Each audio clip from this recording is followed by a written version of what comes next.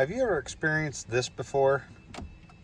A fast blinker compared to a normal pace blinker means that one of your bulbs is burned out. The reason it's blinking faster is because your other bulbs are getting more resistance, which changes the pace. So what I've done is I've walked around the car to identify which blinker or which bulb was burned out. It looks like I got a rear driver's side brake light. So let's replace it.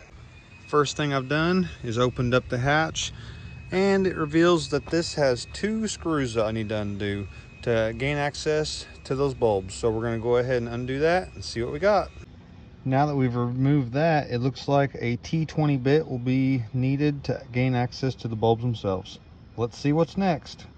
Now that our screws are removed, we can pull the light up, and there. It's definitely going to be the one that's all smoky. It looks like that top one. It's got some age to it as well.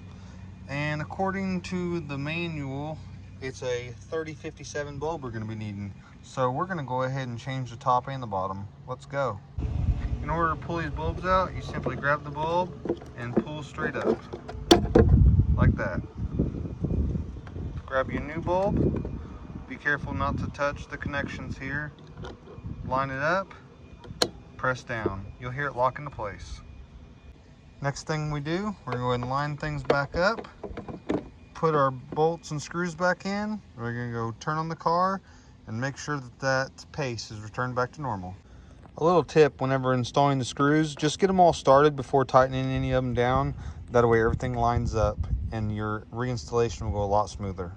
For weatherproofing, be sure to get your bolts good and snug, but not so tight that you snap any of the plastic components. Now, let's line these pins that back up into their appropriate locations, and we'll put the 2 Phillips heads back in.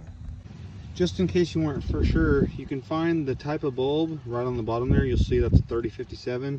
I bought this 2-pack at Walmart for $3.42. And bulbs on your vehicle are always going to be a good DIY project.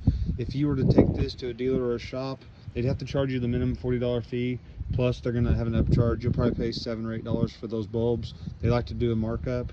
So you just saved yourself $55 easily.